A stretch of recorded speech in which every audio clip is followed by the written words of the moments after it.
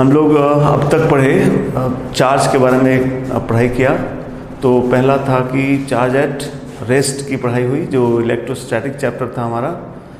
तो वहाँ पे इलेक्ट्रिक फील्ड का बनना, पोटेंशियल होना, एनर्जी डिसाइन करना, ये सब चीज़ें हम लोग इलेक्ट्रोस्टैटिक्स में पढ़े। उसके बाद कैपेसिटेंस चैप्टर पढ़े, जिसमें भी स्टैटिक चार्ज के बारे में ही पढ़े, चार्ज स्टोर होना, एनर्जी स्टोर होना, ये सब बातें हैं। और थर्ड चैप्टर पढ़े हम लोग मूविंग चार्ज। तो मूविंग चार्ज में क्या, मूविंग चार्ज से करंट डिफाइन हुआ dq/dt, और फिर करंट से सर्किट का हम लोग सॉल्व किए। बट आपको जब इलेक्ट्रोस्टैटिक्स बताया जाता है, चार्ज के प्रॉपर्टी बताई जाती है, तो वहाँ बताया जाता है कि चार्ज अगर रेस्ट पे है तो सिर्फ इलेक्ट्रिक फील्ड डेवलप करता है। चार्ज अगर मूव करना चालू करे कांस्टेंट वेलोसिटी से, तो चार्ज है तो इलेक्ट्रिक फील्ड तो बनाएगा ही। मूविंग चार्ज मैग्नेटिक फील्ड बनाता है, ठीक है। तो वो चीज़ अब अगला कि हम लोग चार्ज है तो इलेक्ट्रिक फील्ड पढ़ लिए, अब मूविंग चार्ज लेने जा रहे हैं जहाँ पर वो मैग्नेटिक फील्ड भी बनाएगा। तो वो हम लोग चैप्टर स्टार्ट करने जा रहे हैं, मैग्नेटिज्म, जहाँ पर एक करंट के द्वारा मैग्नेटिक फील्ड पढ़ने जा रहे हैं। हालांकि यहीं पे बात बताना ज़रूरी है आपको कि सिर्फ करंट से ही मैग्नेटिक फील्ड नहीं बनता। आपने मैग्नेट नाम सुना ही हुआ, हिंदी में चुंबक बोलते हैं जिसको, वो भी तो मैग्नेटिक फील्ड बनाते हैं। तो एक्चुअली ऐसे समझ सकते हैं आप कि अभी के लिए कि मैग्नेटिक फील्ड बनाने के दो तरीके, करंट हो गई और एक मैग्नेट हो गई, जिसको हम लोग नया नाम देंगे परमानेंट मैग्नेट। तो जो करंट से जो बनेगा मैग्नेटिक फील्ड, तो भाई जब जो मैग्नेटिक फील्ड बना है उसको हम मैग्नेट कहते हैं। तो जो हम लोग वो जिस मैग्नेट की बात कर रहे हैं उसको एक नया नाम देंगे परमानेंट मैग्नेट, और करंट से ही बन रहा है इसलिए इसका नाम देंगे हम लोग इलेक्ट्रोमैग्नेट। सो इलेक्ट्रोमैग्नेट मतलब ऐसा डिवाइस जो इसमें करंट बह रहा हो और जो मैग्नेटिक फील्ड बना सके। तो दो पार्ट हो गए, यानी मैग्नेटिक फील्ड बनाने वाले दो लोग हो गए, इलेक्ट्रोमैग्नेट और परमानेंट मैग्नेट। तो ये दो चैप्टर अपना है। पहले हम इलेक्ट्रोमैग्नेट पढ़ेंगे, मतलब magnetic field due to current पढ़ेंगे, और फिर मैग्नेट्स पढ़ेंगे हम लोग। अब कोई भी फील्ड पढ़े हम लोग अगर 11th से अभी तक बात करें तो हम लोग तीसरा फील्ड पढ़, थर्ड फील्ड पढ़ रहे हैं। एक फील्ड पढ़ा हम लोगों ने ग्रेविटेशन, मास के द्वारा, दूसरा चार्ज की वजह से इलेक्ट्रोस्टैटिक फील्ड पढ़ा, और तीसरा हम लोग पढ़ने जा रहे हैं करंट से मैग्नेटिक फील्ड। तो अब देखो, जो भी हम लोगों ने फील्ड पढ़ा है उसमें सीधे फील्ड नहीं पढ़ते हम लोग अगर ग्रेविटेशनल फील्ड पढ़े, वहाँ भी क्या था याद होगा, न्यूटन्स ने जो लॉज दिए थे ग्रेविटेशनल लॉज, तो उन्होंने कोई फील्ड का लॉ नहीं दिया, फोर्स का लॉ दिया, दो मास के बीच में फोर्स का फॉर्मूला दिया। इस तरीके से जब चार्ज का पढ़े तो हम लोग फील्ड नहीं पढ़े, सबसे पहली पढ़ाई क्या पढ़े, फोर्स, कूलॉम्स फोर्स पढ़े, दो चार्ज के बीच का। तो ये ऐसा क्यों हम लोग जब पढ़ते फील्ड हैं लेकिन पढ़ाई पूरी फील्ड के जानना चाहते हैं, बट पहला चीज़ फोर्स क्यों पढ़ते हैं? वजह ये है कि हम जब कुछ नया चीज़ जानते हैं, नेचर में समझते हैं, तो ज़रूरी है कि हम पहले उसका असर हम पे हो या किसी दूसरी चीज़ पे असर हो, उस असर को देखेंगे, उस इफेक्ट को देखेंगे, तभी उसका कॉज के बारे में जानेंगे। सो हम तो जैसे ग्रेविटी है, ऐसा देखने से तो कहीं ग्रेविटी दिखती नहीं है, बट अपना वेट हम महसूस करते हैं, मास हाथ में ले तो उसका वजन समझ में आता है, तो उसका कॉज समझ में आता है कि यहाँ कुछ है, इस मास के अलावा यहाँ और कुछ भी है जिसकी वजह से मास में वेट है। तो इसलिए पहले फोर्स पढ़ा गया, वैसे ही चार्ज में पहले फोर्स पढ़ा गया। इसीलिए मैग्नेटिक फील्ड में भी हम लोग सीधे मैग्नेटिक फील्ड में पढ़ के हम लोग पहले मैग्नेटिक फोर्स पढ़ने की कोशिश करेंगे। अच्छा, अब एक बहुत इंपॉर्टेंट बात, नेचर का एक अजीब सा लॉ है, जो फील्ड जिस क्वांटिटी से बनता है वापस वो फील्ड उसी क्वांटिटी पे ही फोर्स लगाता है। जैसे ग्रेविटेशन है, तो ग्रेविटेशन किसी मास से बनता है, तो जब तक किसी चीज़ में मास नहीं होगा ग्रेविटी का असर उस पर नहीं होता, मासलेस बॉडी पर ग्रेविटेशनल फोर्स नहीं लगता। इलेक्ट्रोस्टैटिक फील्ड बनता है किससे, चार्ज से। तो देखो, चार्ज बॉडीज होगा तभी इलेक्ट्रिक फील्ड का असर होता है, अनचार्ज बॉडी पर कोई इलेक्ट्रिक फील्ड का असर नहीं होता। यानी इलेक्ट्रिक फील्ड बना चार्ज से तो वापस चार्ज पे फोर्स लगाता है। वैसे ही यहाँ पर जो मैग्नेटिक फील्ड बनेगा वो मूविंग चार्ज से बनता है, चलते हुए चार्ज से बनता है। इसलिए मैग्नेटिक फील्ड किस पे फोर्स लगाएगा, रुके हुए चार्ज पे नहीं लगाएगा, मूविंग चार्ज पे ही फोर्स लगाएगा मैग्नेटिक फील्ड। इसलिए हम लोग को पहले वहीं से स्टार्ट करते हैं, पहले फोर्स जानते हैं तब जाके उसका वजह फील्ड जानेंगे। तो ये मैग्नेटिक फील्ड का जो फोर्स के बारे में जो पढ़ाई किया वो लॉरेंज नाम के साइंटिस्ट ने किया। उन्होंने एक्चुअली इलेक्ट्रोमैग्नेटिक मतलब इलेक्ट्रिक और मैग्नेटिक दोनों ही फोर्सेस के बारे में पढ़ाई करी। तो उन्होंने ये डेफिनेशन दिया जो हम लोग स्टार्ट कर रहे हैं। तो हम लोग पहले हेडिंग डालते हैं magnetic force on a moving charge.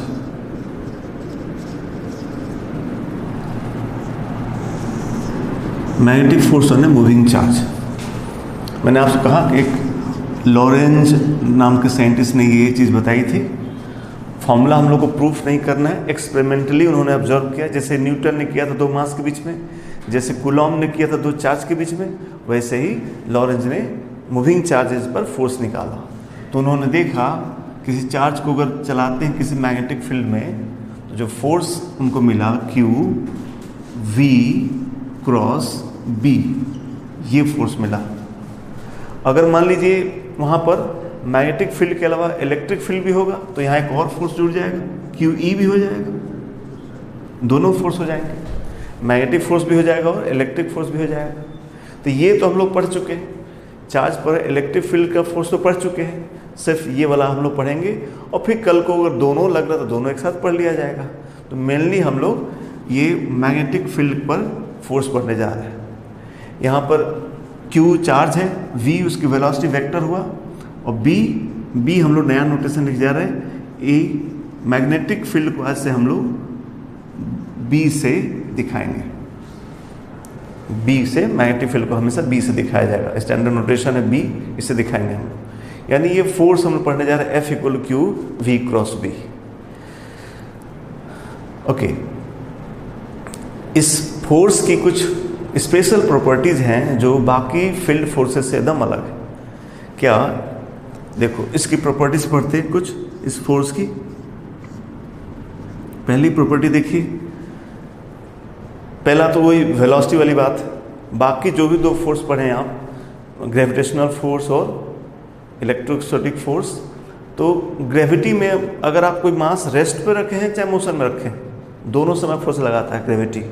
वैसे इलेक्ट्रिक फील्ड भी है, चार्ज रेस्ट पे है चाहे चार्ज चल रहा है, इलेक्ट्रिक फील्ड है तो QE फोर्स लगाता था।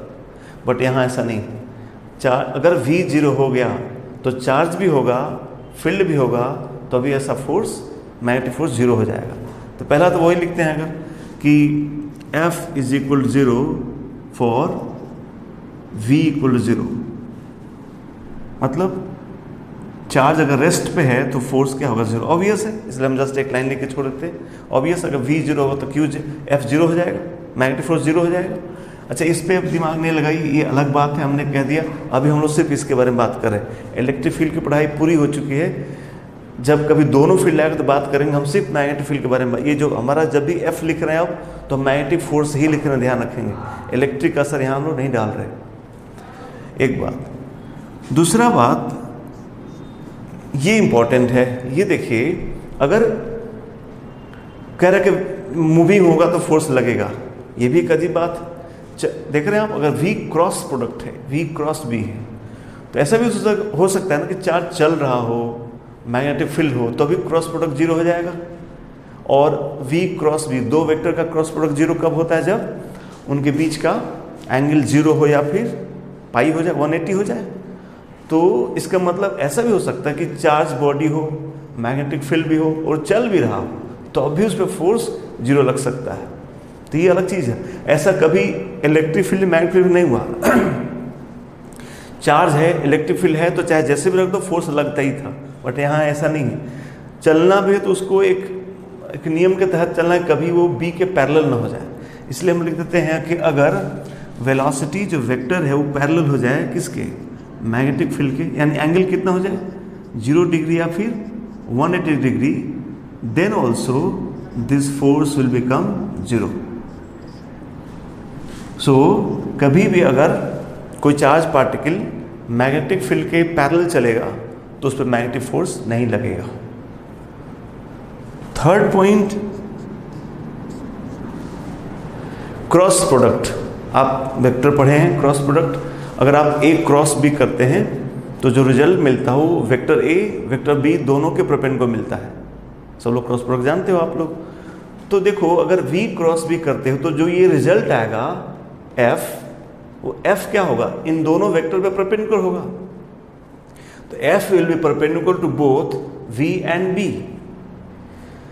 सो हम यहां लिख देते हैं कि since f is perpendicular to v implies dot product का प्रॉपर्टी जानते हैं आप, f डॉट v क्या हो जाएगा, जीरो।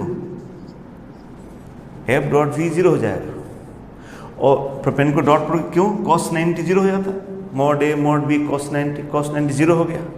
सो अगर ये परपेंडिकुलर डॉट प्रोडक्ट जीरो हो गया तो ये फिजिक्स में क्या क्वांटिटी है, f डॉट v को फिजिक्स में हम क्या बोलते हैं, पावर। याद होगा आपको, पावर होता था, पावर बाई फोर्स होता था f डॉट v,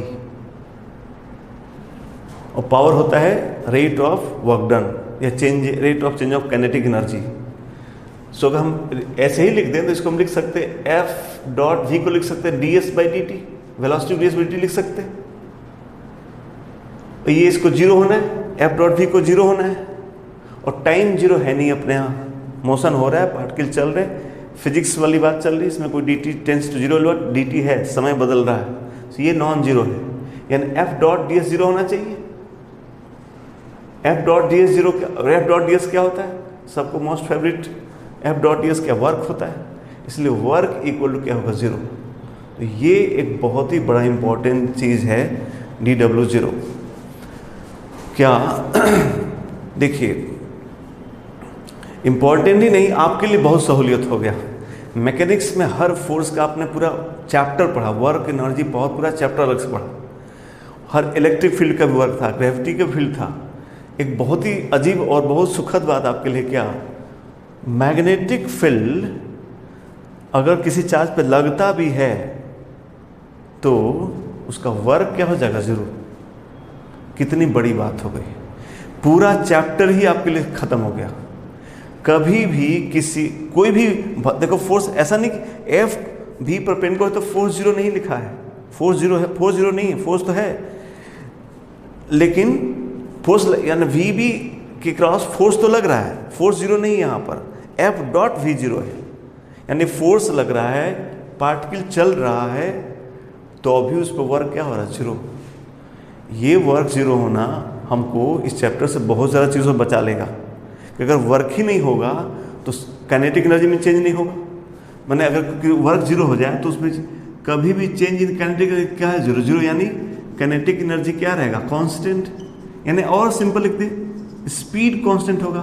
ध्यान रखिए, वेलोसिटी नहीं कर सकता मैं, वेलोसिटी जीरो नहीं कर सकते, फोर्स जीरो नहीं है, ध्यान रखिए, एफ डॉट वी जीरो है, फोर्स जीरो नहीं है, फोर्स लग रहा है, बट वेलोसिटी के परपेंडिकुलर लगने से वो वर्क जीरो कर दे रहा है। अगर वर्क जीरो होगा तो काइनेटिक एनर्जी चेंज नहीं आएगा, काइनेटिक एनर्जी चेंज नहीं आएगा तो कांस्टेंट होगी। कांस्टेंट मतलब स्पीड क्या होगा, कांस्टेंट होगा। फोर्स लगने से एक्सेलरेशन होगा, और एक्सेलरेशन होगा तो डायरेक्शन चेंज होगा, लेकिन उसका मैग्नीट्यूड, उसका स्पीड चेंज नहीं होगा।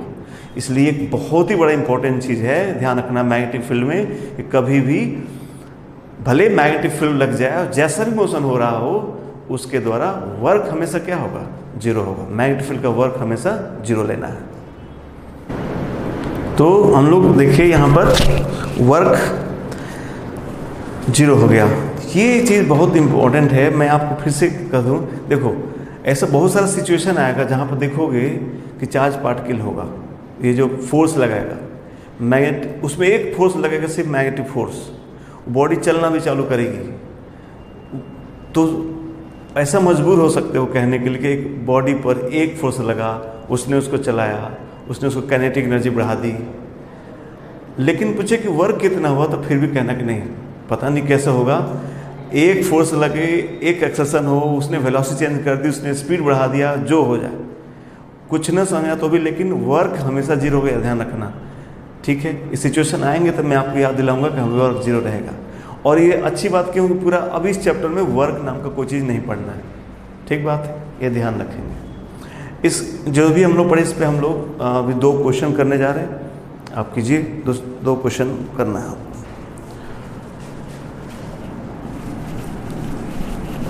तो पहला क्वेश्चन रहेगा आपका एग्जाम्पल नंबर 1। लिखिए कि हम इसमें आप लोग नोट कीजिए, हम डेटा यहाँ लिख रहे हैं। लिखिए कि ए charge particle is projected, A charge particle is projected with velocity 2I plus 3j meter per second, 2I plus 3j meter per second in a magnetic field,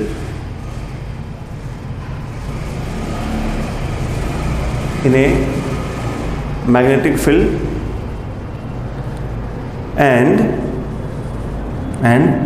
its acceleration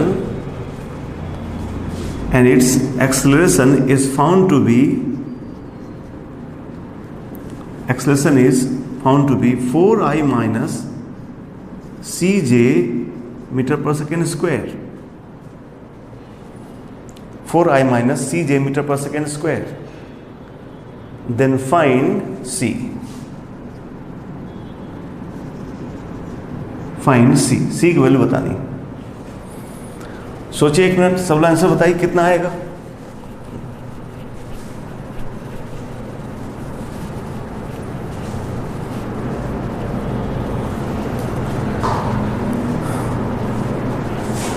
बहुत simple. कैसे? Velocity दे दिया, magnetic field दिया है, तो अभी पढ़े आपकी जो फोर्स है वेलोसिटी और मैग्नेटिक फील्ड दोनों पे परपेंडिकुलर है। अच्छा, एक्सेलेरेशन किधर होता है? हमेशा फोर्स के अलाउंग होता है, F = ma। यानी एक्सेलेरेशन भी अगर फोर्स वेलोसिटी के परपेंडिकुलर है तो एक्सेलेरेशन भी वेलोसिटी के परपेंडिकुलर होगा। यानी ये दोनों वेक्टर एक दूसरे के क्या है? परपेंडिकुलर है। तो ऑब्वियस है, अगर 2 वेक्टर एक दूसरे के परपेंडिकुलर होते हैं तो उनका डॉट प्रोडक्ट 0 होता है। इसलिए हम सोल्यूशन इसमें क्या हो गया?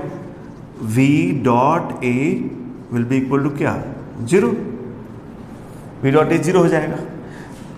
कितना हो जाएगा? 8 डॉट प्रोडक्ट कर रहे हैं, 8 minus 3C is equal to 0 implies C equal to 8/3 units. तो भी होगा, ये आंसर आ जाएगा।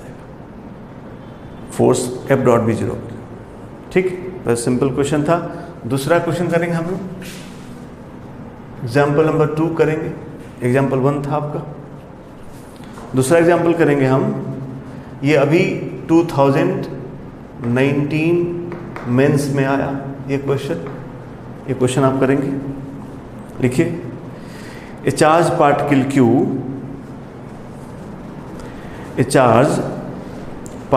Q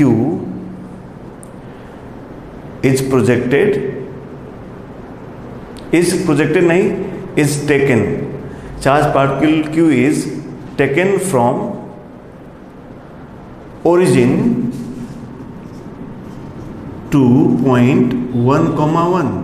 Charge particle Q is taken from origin to point 1,1. यहाँ से हम ले जाते हैं in a space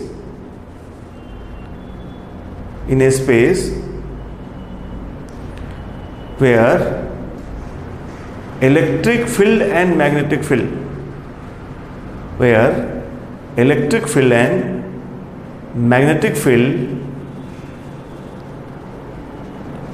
are given by electric field भी दिया है 2I plus 4J न्यूटन पर कूलम एंड मैग्नेटिक फील्ड दिया है 4I plus 6K टेस्ला। ये यूनिट है टेस्ला, अभी आपको हम बता देंगे। ये अभी T है, टेस्ला बोलते हैं हम लोग इसको। ये SI यूनिट है मैग्नेटिक फील्ड का। इसके बाद जब मैग्नेटिक फील्ड बात करें तो बहुत अच्छे से इस पर डिटेल बात होगा। अभी जान के चलिए कि वही है, इसके SI यूनिट होती है, तो इस पर हम यूनिट पर अलग से हम लोग बात करेंगे। तो in space containing both electric field and magnetic field this. फिर लिखा कि find find the work done by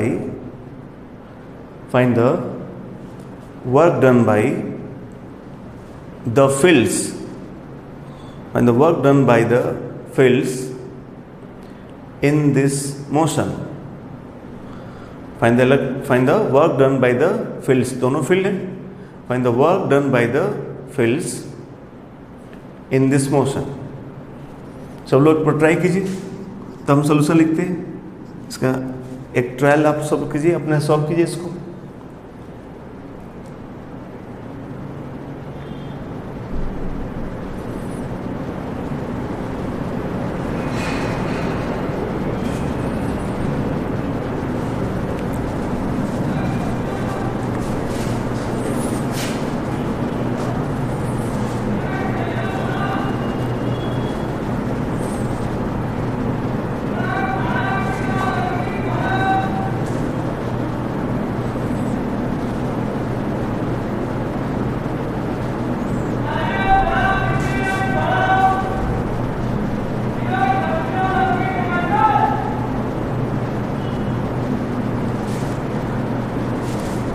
हो गया होगा, उम्मीद करते हैं आपने किया होगा. क्या सबसे इम्पोर्टेंट जो बात हुआ, थर्ड जो प्रॉपर्टी पढ़ाई गई कि मैग्नेटिक फील्ड है अगर तो उसका वर्क जीरो होगा. तो ये डेटा तो हम लोग को कोई यूजलेस है. मैग्नेटिक फील्ड दे दिया तो उनको वर्क नहीं करा, दोनों फील्ड का वर्क बताओ, तो मैग्नेटिक फील्ड वर्क तो जीरो होगा. इसलिए ये डेटा देने का कोई मतलब ही नहीं था. ये तो हम लोग को बहकाने के लिए दिया हुआ, बट हम जानते हैं इसका कोई फालतू हम लोग को डेटा जरूरत नहीं है. बस वर्क किसका होगा, सिर्फ इलेक्ट्रिक फील्ड का वर्क होगा. और इलेक्ट्रिक फील्ड क्या कांस्टेंट है, तो कांस्टेंट फोर्स का वर्क कितना होता है, एफ डॉट एस. सो हम जानते हैं, पहले तो हम लिख देते हैं कि work done by magnetic field क्या होगा, जीरो. जो होगा सिर्फ इलेक्ट्रिक फील्ड का वर्क होगा. So work done electric field equal क्या हो जाएगा, force of electric field dot displacement F dot S. ds नहीं, ds तो जब वेरिएबल होगा तब ना करोगे, कांस्टेंट तो सीधा एफ डॉट एस लिखो. बोलो क्या होगा. सो F कितना होगा, F इक्वल होता है QE, इलेक्ट्रिक फील्ड का फोर्स QE तो हो गया Q इंटू E. E हो गया अपना 2I plus 4J. Q in dot QE. अब फोर्स हो गया डिस्प्लेसमेंट, तो डिस्प्लेसमेंट कहाँ से, 0 0 से 1 1. डिस्प्लेसमेंट कितना हो जाएगा, 1I plus 1J. 1I plus 1J, 1 minus 0I 1 minus 0J. ये वैल्यू आ गई हम लोग की Q2 प्लस 4 यानी 6Q. तो वर्क हो गया 6Q, टोटल वर्क हो गया 6Q. मैग्नेटिक फील्ड का कोई यूज है यहाँ पर नहीं है. ठीक है, ओके. अब हम लोग अभी जो ये बात आया था यूनिट का, तो उसमें बताया गया कि टेस्ला होगा. तो यूनिट जान लेते हैं ताकि बार बार वो यूज होगा तो समझ में आते रहे आपको. यूनिट ले देते हैं हम, यूनिट ऑफ मैग्नेटिक फील्ड. तो ये सही यूनिट तो क्या होगा, अभी बात हुआ आपसे टेस्ला जो कह रहे हैं वो टेस्ला होगा कितना. अभी हम लिखे थे क्यू वी क्रॉस बी. आप चाहे यहाँ समझ सकते हैं बी का यूनिट.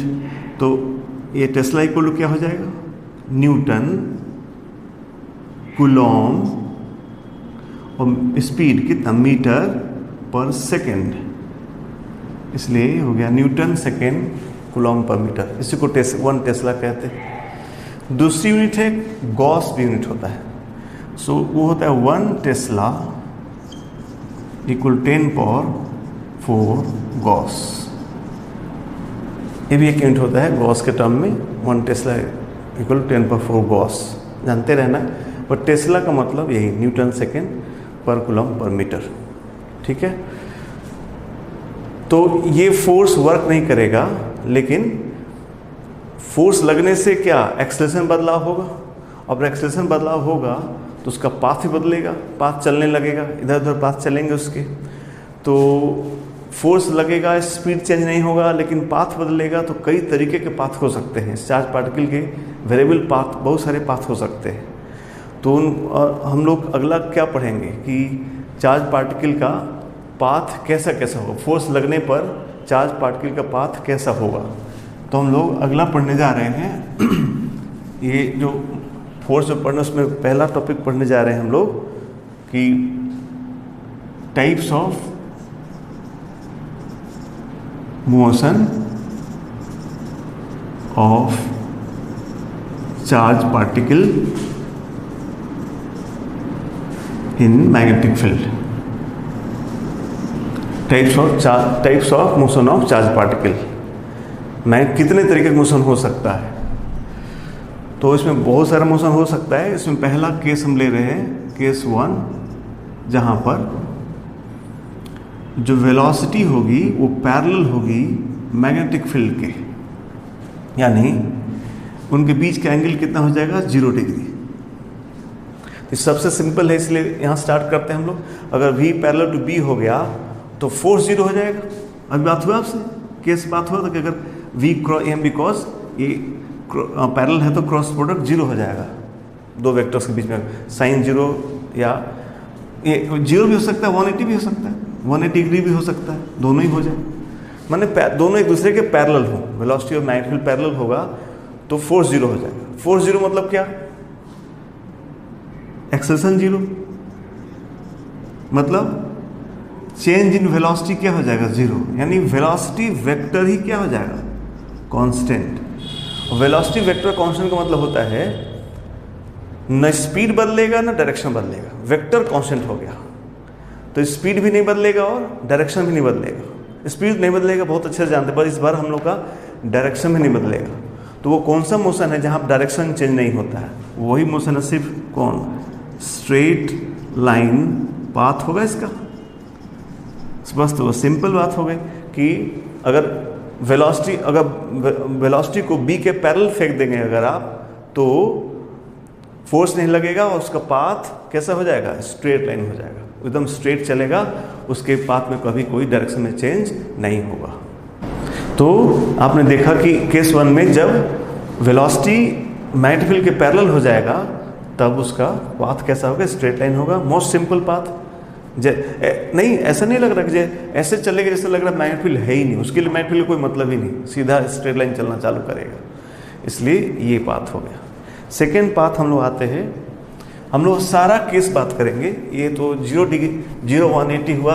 फिर अभी बात करते हैं कि अगर वेलोसिटी मैग्नेटिक फील्ड के परपेंडिकुलर हो जाए, 90 डिग्री पर हो जाए, तो अगला केस लेते हैं हम लोग, केस 2, जहां पर velocity vector is perpendicular to magnetic vector, यानी थीटा कितना हो गया यहाँ पर? 90 डिग्री हो गया। ठीक है, ये केस देखते हैं। फोर्स 0 नहीं होगा ना, कहो तो मैक्सिमम होगा। V cross B cos sine 90 क्या हो जाएगा? 1 हो जाएगा, मैक्सिमम आएगा। चलो एक ऐसा केस बनाते हैं, यहाँ पर हमेशा क्रॉस बनाते हैं। क्रॉस बनाने का मतलब, क्रॉस जहाँ बनाने का मतलब होता है, सिंबल होता है इनटू द बोर्ड। ऐसा हमने क्रॉस बनाया तो जो क्वांटिटी हम बनाएंगे वो इस बोर्ड के अंदर होगा।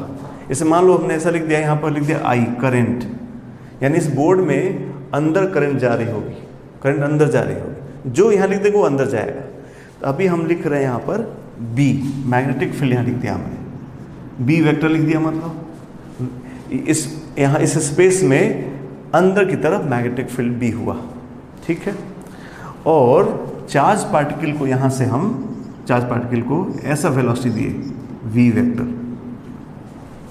तो क्या ये केस मेरा सही है? देखो V आपके बोर्ड में है और B बोर्ड के परपेंडिकुलर हो गया, यानी V और B के बीच में 90 डिग्री का एंगल है। तो ये केस हमने सही बनाया।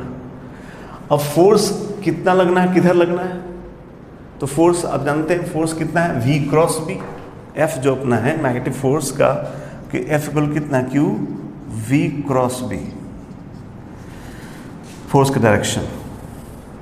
एक बात सब लोग समझिए, देखिए मैग्नेटिक फील्ड में अभी हम लोग फोर्स पढ़े हैं, फिर करंट के द्वारा मैग्नेटिक फील्ड पढ़ेंगे, फिर उन पर फोर्स पढ़ेंगे, टॉर्क पढ़ेंगे, बहुत सारा आगे की जो भी पढ़ाई है।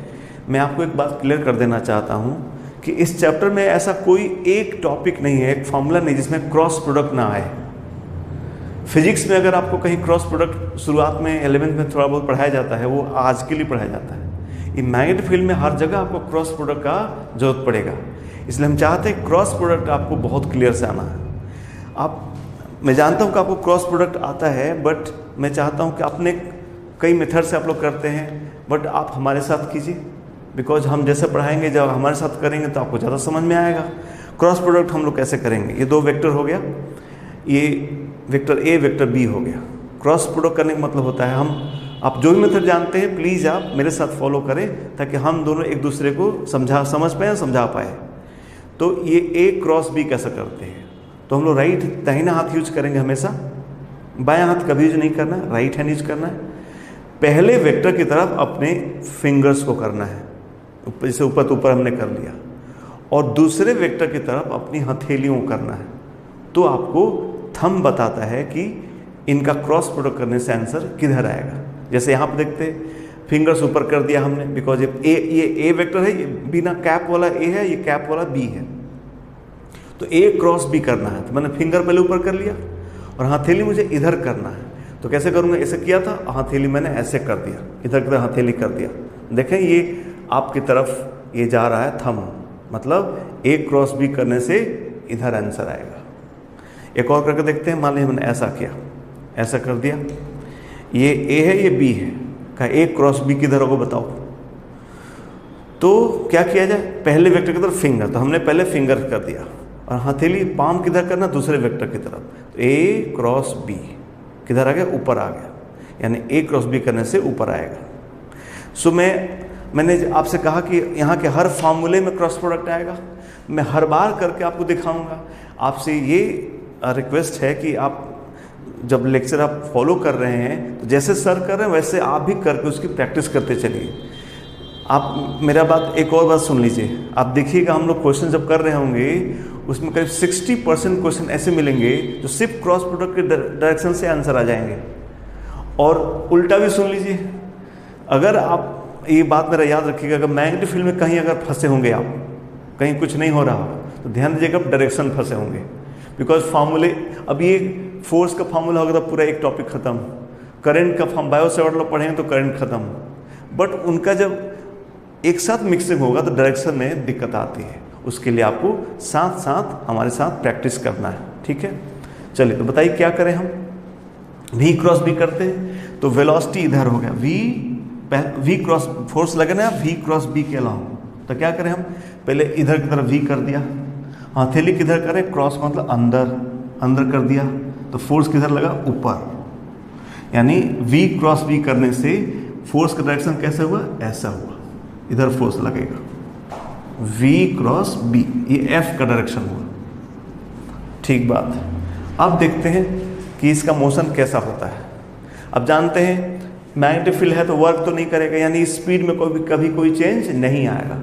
जो आएगा क्या चेंज आएगा, डायरेक्शन। तो ये जो फोर्स है ऊपर लग रहा अभी, तो ऊपर तो वेलोसिटी थोड़ा घूमेगी, टर्न करेगी सब फोर्स की वजह से, ऐसे ऐसे ऐसे ऐसे फोर्स लगते जाएगा, इसका पाथ कुछ ऐसा होने वाला है। कैसा होने वाला ये भी सोचा जाए।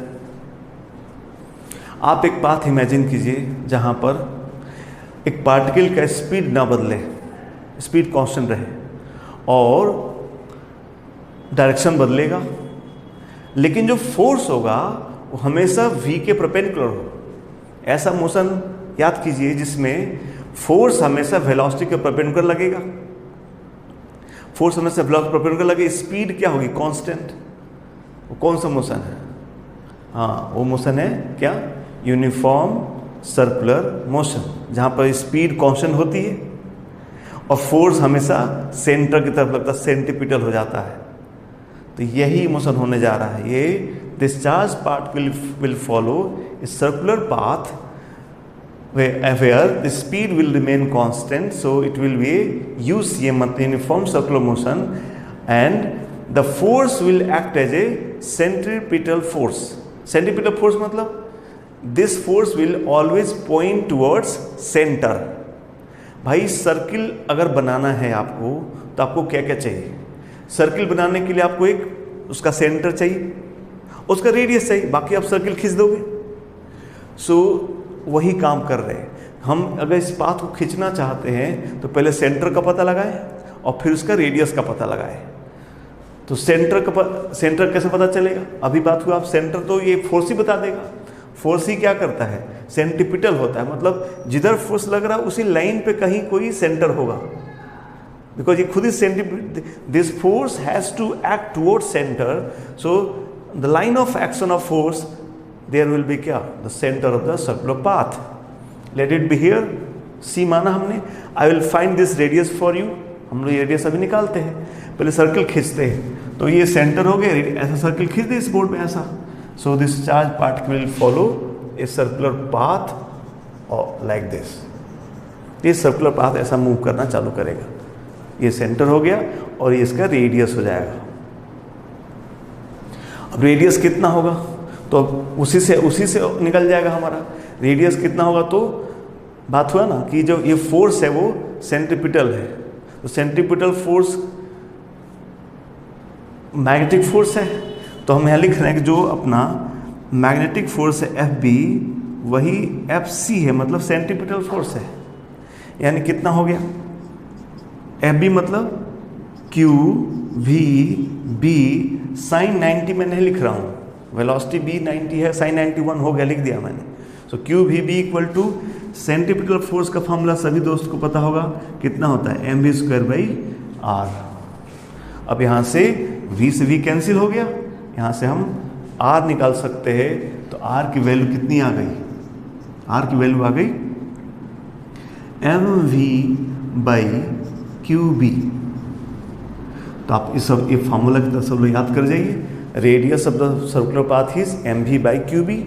और कोई पूछे एंगुलर वेलोसिटी बताओ, ओमेगा बताओ, तो ओमेगा कितना हो जाएगा? आप जानते हैं सर्कुलर मोशन में क्या होता है? v equal to R omega, v equal to R omega, तो omega equal v by R, v by R यानी कितना हो गया? qb/m। एंगुलर वेलोसिटी हो गई qb/m। कोई पूछे बताओ एक चक्कर काटने में कितना टाइम लगेगा? तो ओमेगा तो कांस्टेंट है, तो टाइम पीरियड इक्वल क्या लिख सकते हैं हम लोग? टाइम पीरियड होता है ओमेगा के टर्म में क्या लिख सकते? Theta by omega, D theta by D T, theta by time is omega, so time equal to theta by omega. तो एक चक्कर घूमने में कितना एंगल चलना है? 2 पाई अपान ओमेगा। ओमेगा ये वैल्यू यहाँ पुट कर रहे हैं, तो कितना हो जाएगा यहाँ पर? QB, ऊपर हो जाएगा क्या? m।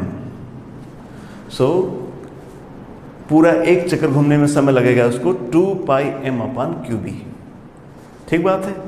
अब लास्ट बात इसमें कि ये तो चलो ये एक अजीब बात है, ध्यान दो बालक। कोई अगर एक प्रोटॉन है तो प्रोटॉन का अपना Q फिक्स है, उसका मास फिक्स है। अगर मैग्नेटिक फील्ड फिक्स है तो उसका टाइम पीरियड क्या हो गया? कांस्टेंट हो गया। मतलब किसी प्रोटॉन का किसी मैग्नेटिक फील्ड में टाइम पीरियड कांस्टेंट का मतलब समझते हैं आप? चाहे कम स्पीड दो चाहे ज़्यादा स्पीड दो, तो वो वापस यहाँ आने में उसका समय क्या है? कांस्टेंट है। क्या होगा? छोटा स्पीड दीजिएगा तो छोटी सर्किल घूम के चले आएगा, बड़ा स्पीड दीजिएगा तो सर्किल बड़ा घूम के चले आएगा, बट टाइम उसको क्या? हमेशा सेम लगेगा। इसलिए चार्ज पार्टिकल का किसी मैग्नेटिक फील्ड में टाइम पीरियड क्या? कांस्टेंट होता है। ठीक है, ये हुआ सर्कुलर पाथ। इस पे हम लोग और क्वेश्चंस करेंगे। तो चार्ज पार्टिकल का हमने देखा कि ये सर्कुलर पाथ कब होगा? जब वेलोसिटी और मैग्नेटिक फील्ड एक दूसरे के परपेंडिकुलर होंगे। ठीक है, और उसका पाथ सर्कुलर होगा, रेडियस होगा mv/qb, टाइम होगा 2πm/qb, और फोर्स हमेशा सेंटर की तरफ लगेगा। इस पे हम लोग एक क्वेश्चन करेंगे। एग्जाम्पल नंबर आज का थर्ड एग्जाम्पल हम लोग करेंगे। लिखिए सब लोग, लिखिए कि ए proton a deuteron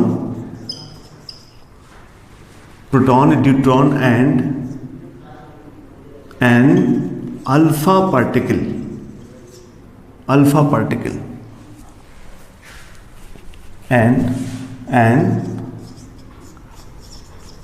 alpha particle are projected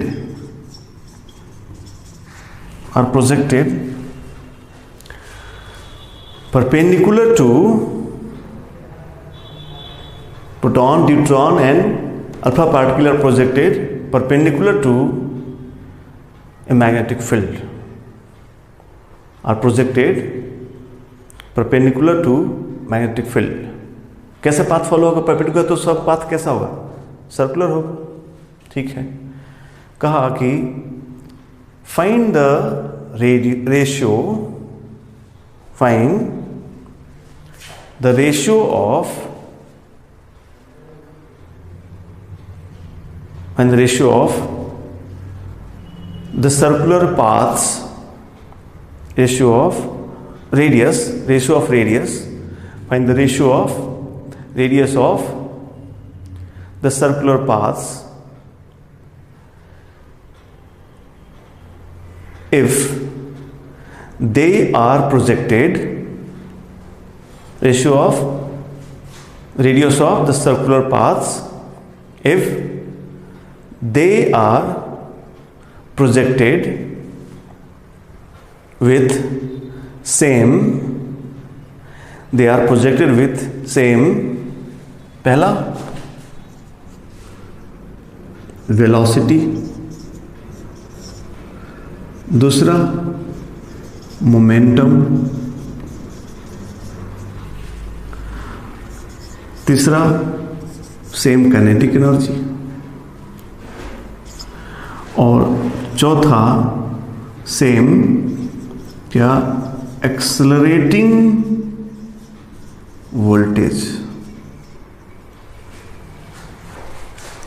एक अल्फा पार्टिकल, एक ड्यूट्रॉन और एक प्रोटॉन को एक ही मैग्नेटिक फील्ड में उसके परपेंडिकुलर फेंके हैं, तो जो ये सर्कुलर पाथ सब फॉलो करेंगे उनके रेडियस हम लोगों को बताना है, रेडियस का रेशियो बताना है। अगर उनमें क्या सिमिलरिटी है, एक केस में सबको इक्वल स्पीड वेलोसिटी से फेंके हैं, एक में सबको इक्वल मोमेंटम से, एक में काइनेटिक एनर्जी से और दूसरे में, लास्ट वाले में एक्सेलरेटिंग वोल्टेज से। ये क्वेश्चन आप करेंगे। आपको हिंट के लिए मैं इनके बारे में बता दूं, क्या सोल्यूशन में आप लोग खुद से करना है। मैं यहाँ प्रोटॉन, ड्यूट्रॉन, अल्फा पार्टिकल के बारे में थोड़ा सा बोल दूं। प्रोटॉन आप सब जानते हो, हाइड्रोजन का न्यूक्लियस है। तो आप एक काम करने, इसका मास को m ले लेना और चार्ज को q ले लेना। ड्यूट्रॉन क्या होता है? ड्यूट्रॉन ड्यूटेरियम का न्यूक्लियस है। तो ड्यूटेरियम का न्यूक्लियस क्या है? आइसोटोप है हाइड्रोजन का। तो क्या होता है उसमें एक प्रोटॉन, ड्यूटेरियम के न्यूक्लियस में एक प्रोटॉन और एक न्यूट्रॉन होता है। तो क्या करोगे? ऑलमोस्ट दोनों का मास सेम मान लेते हैं हम लोग, तो मास 2m ले लेते हैं और चार्ज q सेम लेंगे, बिकॉज क्या है, क्या बताया आपको? आइसोटोप है, एक प्रोटॉन है और एक न्यूट्रॉन है। तो मास 2m ले लेंगे, चार्ज q ले लेंगे। और अल्फा पार्टिकल की जगह बालक लेना आप, क्या अल्फा पार्टिकल क्या है? हीलियम का न्यूक्लियस है। तो हीलियम में क्या होगा? 2 प्रोटॉन 2 न्यूट्रॉन, यानी मास की जगह आपको कितना लेना होगा? 4m। लेकिन चार्ज कितना लेना है? 2 प्रोटॉन है, यानी 2q। ये बेसिक आपको इंफॉर्मेशन, इसके हिसाब से आप इन तीनों केस में इनके द्वारा फॉलो किए गए रेडियस का रेशियो निकालिए। सब लोग अपने से इसको सॉल्व कीजिए, तो फिर मैं करता हूँ। सॉल्व कीजिए सब लोग।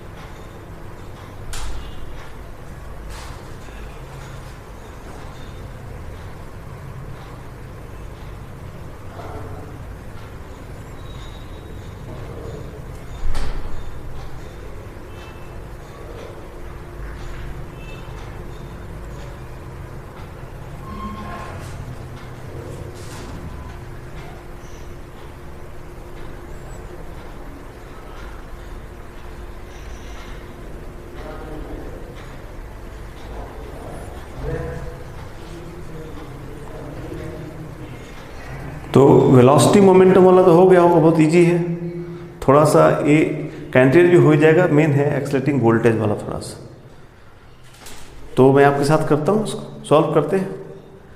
कि पहला हम ले रहे हैं हम लोग इक्वल वेलोसिटी ले रहे हैं।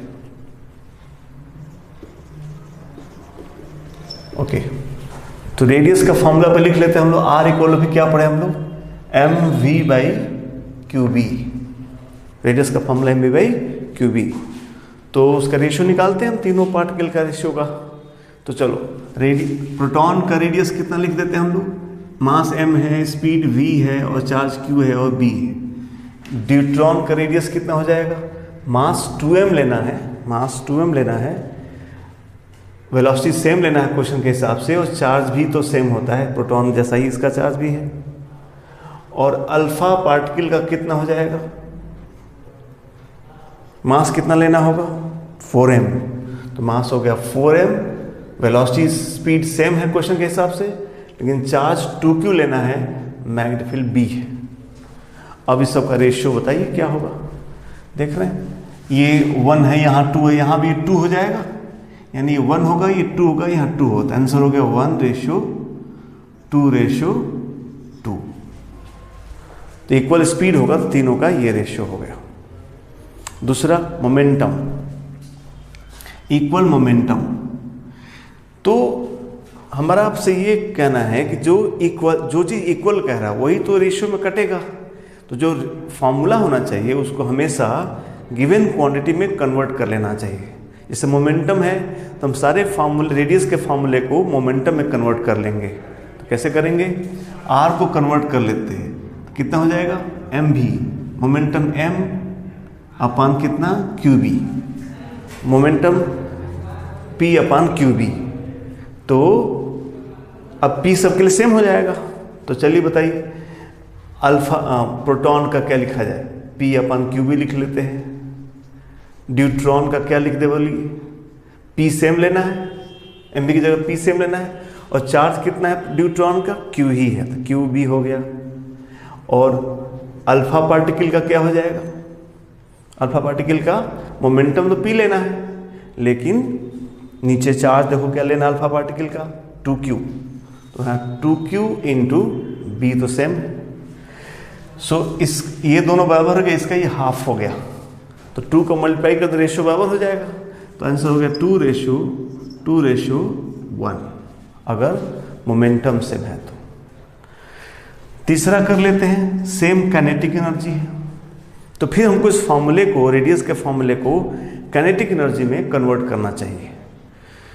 तो आपने 11th में पढ़ा होगा, P होता है √2km, K इज क्या, kinetic energy, K is kinetic energy 2km। तो उसी लिए फॉर्मूले को हम बदल लेते हैं, R का फॉर्मूला लिख लेते हैं √P की जगह पे, mv की जगह पे, P की जगह पे 2km अपान QB। फॉर्मूले को इस रूप में लिख लिया। इससे क्या होगा, सब में से K कैंसिल कर जाएगा। तो बोलो प्रोटॉन का कितना हो जाएगा, प्रोटॉन को हो गया √2km अपान QB। ड्यूट्रॉन का कितना हो जाएगा, ड्यूट्रॉन को हो जाएगा √2km, तो सेम लेना है, नीचे Q भी से वही लेना है जो Q प्रोटॉन का, दोनों का ड्यूट्रॉन का सेम है, लेकिन अल्फा में चेंज करना होगा। तो R अल्फा कितना हो जाएगा, ये तो सेम, लेकिन देखो यहाँ गड़बड़ हो रहा है, मास भी तो लेना है, प्रोटॉन का मास सेम है, लेकिन ड्यूट्रॉन का मास को कितना लेना है 2m, यहाँ 2m लेना चाहिए हम लोग को, सही बात। अच्छा, अब काइनेटिक यहाँ आइए, अल्फा में K तो सेम लेना है, लेकिन मास इसका कितना है 4m, मास 4m ले लिए, और चार्ज भी अलग है 2q, चार्ज भी इसका 2q है। अब ये रेशियो बताइए कितना हुआ, यहाँ 2km है, यहाँ √2 ज़्यादा है, और देखो यहाँ 4 है, तो 4 रूट के बाहर आएगा तो 2 हो जाएगा, उस 4 से ये 2 कैंसिल हो जाएगा, यानी ये दोनों सेम हो जाएंगे, प्रोटॉन और अल्फा का सेम हो जाएगा, और ये √2 टाइम्स हो जाएगा, यानी आंसर हो जाएगा 1:√2:1। ये तब होगा जब अल्फा सबका हम क्या लेंगे, काइनेटिक एनर्जी सेम लेंगे। लास्ट रहा क्या, एक्सेलरेटिंग वोल्टेज। इसको देख लेते हैं। एक्सेलरेटिंग वोल्टेज का मतलब अभी हम लोग इलेक्ट्रोस्टैटिक्स में जानते हैं कि किसी चार्ज Q को अगर हम डेल्टा V से पोटेंशियल डिफरेंस से अगर हम चला दे तो उस पर वर्क हो जाता है, उसको एनर्जी मिल जाती है कितना, Q डेल्टा V। तो काइनेटिक एनर्जी हो जाएगी Q डेल्टा V, ठीक है, काइनेटिक एनर्जी। तो यही काम कर लेते हैं, जो काइनेटिक एनर्जी है वहीं पर क्या लिख लेते हैं, Q डेल्टा V। तो सेम V आ जाएगा तो अपना रेशियो निकल आएगा। इसलिए जो अपना डी ऑप्शन है उसको मॉडिफाई कर लेते हैं हम लोग, R equal to root over 2km upon जो QB है उसकी जगह हम क्या लिख लेते हैं, Q की जगह क्या लिख लिया, K की जगह क्या कर दिया जाए, सॉरी ये नीचे है ब्रैकेट के अंदर, नीचे है QB, तो 2K की जगह क्या लिख दें, वर्क डन, वर्क डन वाली बात, Q डेल्टा V, यानी Q इंटू V आपका पोटेंशियल डिफरेंस है। तो K की जगह QB लिखा गया इंटू M अपान, इसको भी रूट के अंदर ले लेते हैं, यहाँ हो जाएगा Q square B square, because दो जगह Q है तो कैंसिल करना मुश्किल होगा, एक ही जगह तो ज़्यादा अच्छा रहे, इसलिए ऐसा कर लिया। यानी फार्मूला अब अच्छे से मॉडिफाई होकर बन गया 2, ये Q नीचे आ जाएगा, V ऊपर रह जाएगा, M ऊपर रह जाएगा, नीचे एक Q बच जाएगा और नीचे हो जाएगा B स्क्वायर। तो ये फार्मूला हो गया रेडियस का।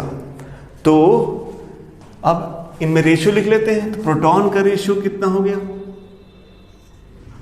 रेडियस हो गया 2Vm अपान QB स्क्वायर, और ड्यूट्रॉन का कितना हो गया, root over 2 into V same लेना है, मास 2m लेना है लेकिन, और चार्ज वही लेना है, और अल्फा का हो जाए कितना, रूट ओवर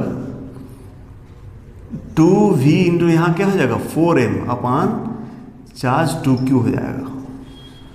बस तो बोलिए क्या आंसर हो जाएगा, ये 2 एक्स्ट्रा यहाँ बचेगा और यहाँ पे भी एक 2 बचेगा, देख रहे 2Vm 2 टाइम्स 2Vm, यहाँ भी 2 टाइम्स 2Vm, एंड रेशियो हो गया 1 रेशियो रूट 2 रेशियो रूट 2।